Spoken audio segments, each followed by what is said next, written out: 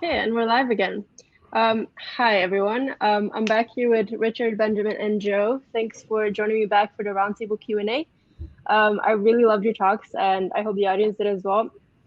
We already have some interesting questions lined up. And as for the audience, if anything else comes up, just please write in the chat or in the Q&A box, and we'll try to get to it. We'll try to get to them. This might be a bit of an interesting panel because all you guys are quite different in the topics and the directions of where you work. So yeah, let's just kind of see how this goes. Maybe my first question is to Joe, and maybe like some of you, well, the other two could probably answer it a little bit from your perspective as well. But I just wanted to know like how do you pick your projects or experiments? Decide, and that's something is that like a what if is an actual hell yes. That's good. I think when anyone's about to start anything, whether it's a video or whether it's any type of project, I think there are some things that may feel opportunistic. It may feel like there's an opportunity on the line. There's a challenge put forth. It could be because there's a fee involved because it's for work, or it could be just for fun.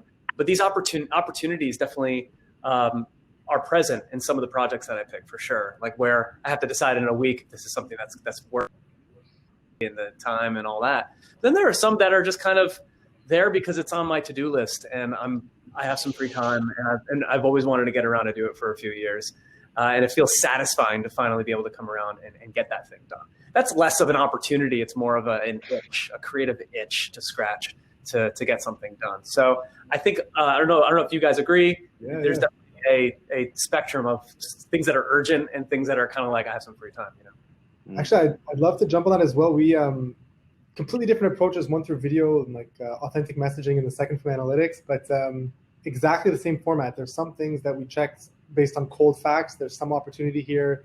It's probably worth investigating, and if we're right, that's great. If we're not, we found out the direction not to go. But there's some questions that you just ask because they're super interesting. And I just, on a personal level, I really just want to know, like, what's the answer? And sometimes it unfolds into sort of really meaningful results that go a lot farther than you expected. And it's just it's an opportunity just to learn something new. And that's generally how my experiments start. Yeah, sorry, I just want to jump in. I totally echo that as well. And I would look at it from both the personal and professional perspective. I totally agree with that from a personal perspective. I'm a little bit like on the professional side, I need cash flow to run the business. So sometimes if an opportunity comes up and it pays the bills, I'm all in, On a personal level, you must have gone too. I mean, you're living outside your own country. You're an entrepreneur. Like, you must have done a ton of experimentation to get you where you are. Yeah, of course. I tried a lot of different things out here, obviously Straightforward is a big business that we have. And I have a digital publication that started out of a discussion with an old colleague of mine. It's now the biggest B2B beauty publication in the region out here. And that was out of a discussion with my old director that told me, that's not something for us. But I decided to see if I could do it or not. And that's something that's built into something else on the side, So yeah, a bit like what you guys are saying. Some things are scratch an itch, other things are to pay the bills. It depends on the set of circumstances at the time, Cool, thank you. So yeah, so what made you give a hell yes to touch? If I follow up on that. I'm biased. I just love Georgia. I just say yes to anything that involves Georgia. So love that answer. And you too? Look, I'm the same. Like, I think, look, it's a cool opportunity. You get to meet different people. It's an exciting project to be involved in. Definitely.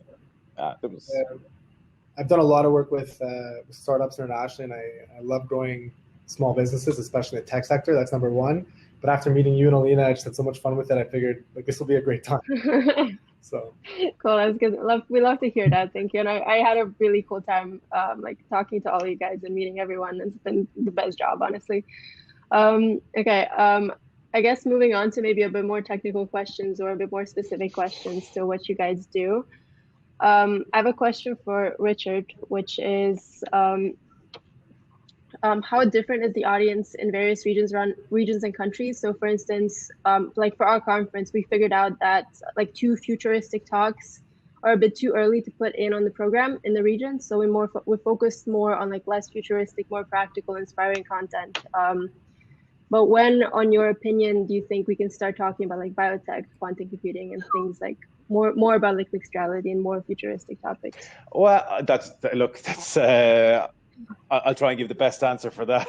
Okay, go for it. The question from the studio. I think those conversations are happening already to some extent, you know. Like there are major conferences out here, like STEP comes to mind, and a couple others I'm thinking of. And when I've attended those in the past, there are, I wouldn't say keynote speeches related to those subjects, but there's definitely breakout sessions that are happening, you know, that are that I would say would address subjects a little bit in that sense, you know. I think the region's very progressive, you know, with respect to it. I always find that Europe is a couple of years behind the US, and you always find here a couple of years behind Europe, you know. So these things are, I think Dubai I don't think is very reflective of the region in general. I think it's got its own bubble going on. I think it likes to think it is very progressive, and it's very you know, all about AI, digital economy, getting, you know, being the number one, this, that, and the other. But a lot of these discussions, I think, that are happening are ideas of where they'd like to be, rather than, I would say, practical implication or implementations that could be executed, let's say, in Europe or the US and stuff like that. It's an interesting discussion, because I think that comes back to the talent that's in the region as well, and, you know, different things. It's quite a broad subject, but interesting question, actually.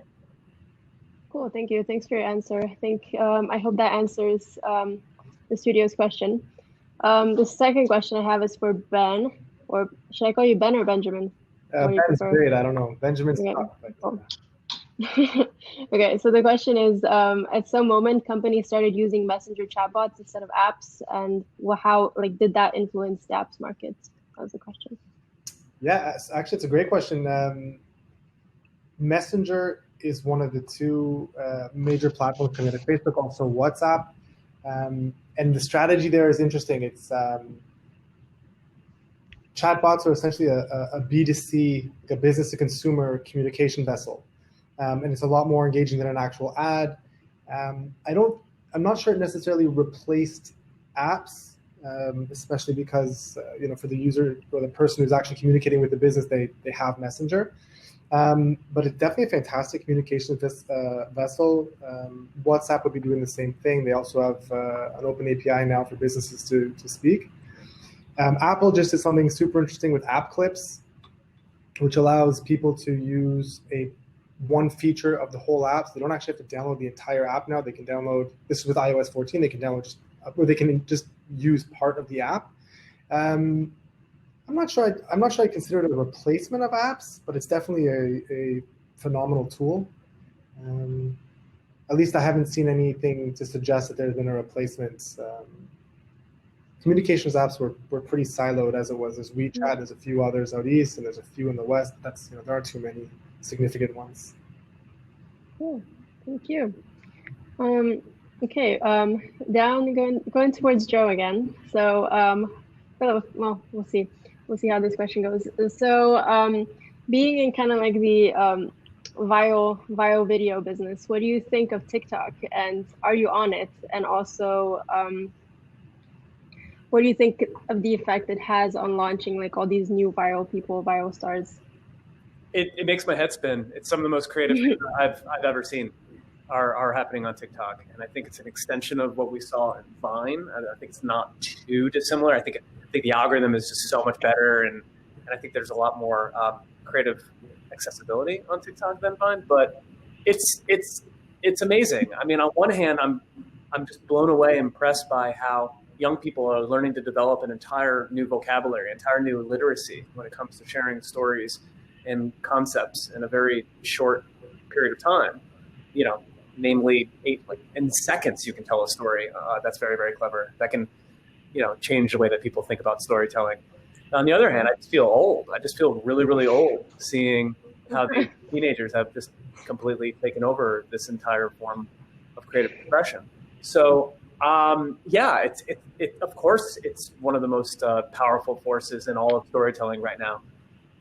It'll be interesting to see what happens. I think as the rate of anyone building a massive audience gets faster and faster, and the time gets shorter and shorter, I'm more interested in what do people do with their careers after they develop a big audience.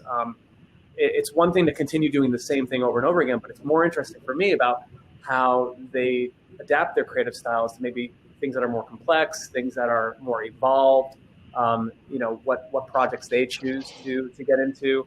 I'm very interested in trajectory when it comes to where people can start there and where they go. That's just me personally. But yeah, it's incredible. The TikTok is it's amazing. Cool, thank you. Do you guys actually have any insights into that as well? Because it's like, I don't know, maybe like TikTok in the events industry as well, and promoting things like that might be also interesting. Yeah, no, it's interesting point that was brought up there. Like it is interesting when you look at where people can move their careers or what directions they decide to move in. If you look at Instagram, you look at some of the beauty influencers like Huda and Kylie Jenner and all them launched all cosmetics brands or consumer brands on the back of that. I think that's a natural progression for them. Be interesting to see, is that something similar that happens with TikTok as well? And that, yeah, it's interesting discussion that, Cool, thank you. Okay, we actually have a couple questions in the Q&A box. So the first one is, in the coming years, what kind of apps do you think are going to be in demand? Now we see many of like face filtering apps, dating apps, etc. at the top. What do you think it will stay there? And a question from another participant. Wow. Wow. Good wow or bad wow? Yeah, amazing wow. It's an incredible question. I wish I could predict the future enough to tell you which industries will be huge. There are startups, we mentioned biotech a while ago, there's startups that are doing behavioral analytics on your phone now, which will be a lot bigger in the future. The phone itself will change. Different devices, a lot of it will be, the functionality that's in the phone will be spread across devices with a lot of smart devices. So the app concept will also shift to be more smart and connected. I think there's staples. I think apps in general are really good at communicating. They're really good at connecting people. So social will still be there, dating will still be there, gaming will still be there. New industries will arise, and it'll be amazing to see how they converge. The thing that I'm most interested in is health and like health technologies, and let's say health and fitness. It's really cool to see the emergence of an industry. It's been taking off for the last couple of years. It's got a lot bigger because of the pandemic, of course. But it's really cool to see an industry that actually helps people and grows businesses and sort of provides employment at the same time. I think that convergence is beautiful to see. So I'm hoping that that's the one that takes off over the next couple of years significantly. Well, that's interesting. I hope you would have been maybe interested in the fireside chat with Magic Leap that we had today as well.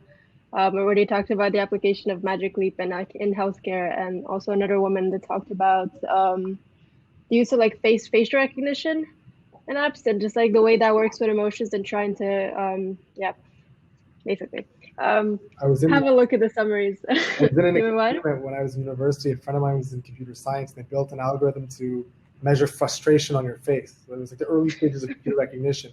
And they put us in front of a Tetris game, and you can see the piece that's coming down. So the piece that you'd expect to come down wasn't the piece that came down. And only after they taught you, how the computer learns, it was really interesting. And obviously we're light years from that, but no, it's a fantastic industry. I wish, actually, if Laraz was here, that would have been interesting, because she talked about recognizing emotions without using facial recognition. And then this is like the other side of which one would be better. Maybe combining the two would be really cool, but sadly she didn't join. It's okay. We have one more question in the Q&A, which I think is also for Ben. So is there any data about which regions are growing in terms of getting investment in entertainment apps? So there's a ton of data. If the word investment means like venture capital, then there's a ton of websites that dedicate to analytics behind investors and where they're placing their money, not only in terms of market segments, but also which specific companies are receiving funding. Yeah, I mean, there's tons of websites out there. If in terms of investment, you mean which categories are growing, so let's say which entertainment categories are growing and where are they growing, so how consumers are investing or adopting them, and that was essentially half of what I spoke about earlier. But yeah, we do a ton of analytics on that as well, and we go consumer demand on a whole bunch of parameters. I'm not sure what type of investment we're talking about here, but the answer to both of them is absolutely. And if you reach out after, I can help you on either side of that. Yeah. Well, thank you. And yeah, well, as you can probably see, another one from Alina. I think she's looking for another job. So you've posted some jobs in her jobs board. Are there any remote jobs, or is it just specific to location?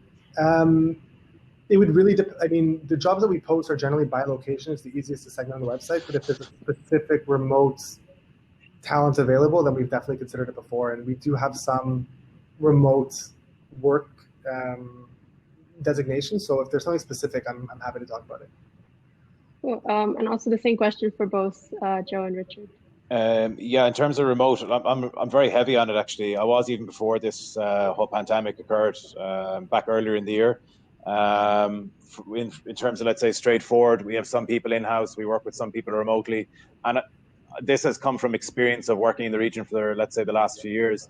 Sometimes it's quite hard to find really exceptional talent in very niche areas. You know, there was a period of time there, I remember around 2015, 2016, trying to get somebody that was really, really good at paid advertising on social and search was tough work. You know, I remember having to deal with agencies in London because you just couldn't get the talent out here. That's changed a little bit now, but there are definitely other areas that just still is the case. And I find remote working fine. You know, like it gives you so much access to so many different skill sets around the world. You know, I mean, look at this conversation now. We're all in different places. And how easy is this conversation going? You know. Mm. I would say on my end, I'm always interested in building a Rolodex of individuals who have particular artistic skill sets, whether you're an amazing Photoshop artist or, you know, you're amazing with a camera and there happens to be a project in your country. I think I'm just interested in building the biggest Rolodex I can possibly have of people to possibly collaborate with.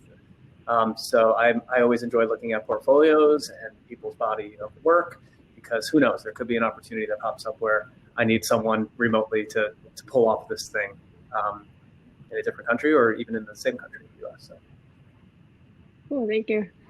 There's one more question, but I'm not completely sure how to ask it. But okay, have you seen any case when whole communication was built on attractive video content located on special website with CTA to buying stuff?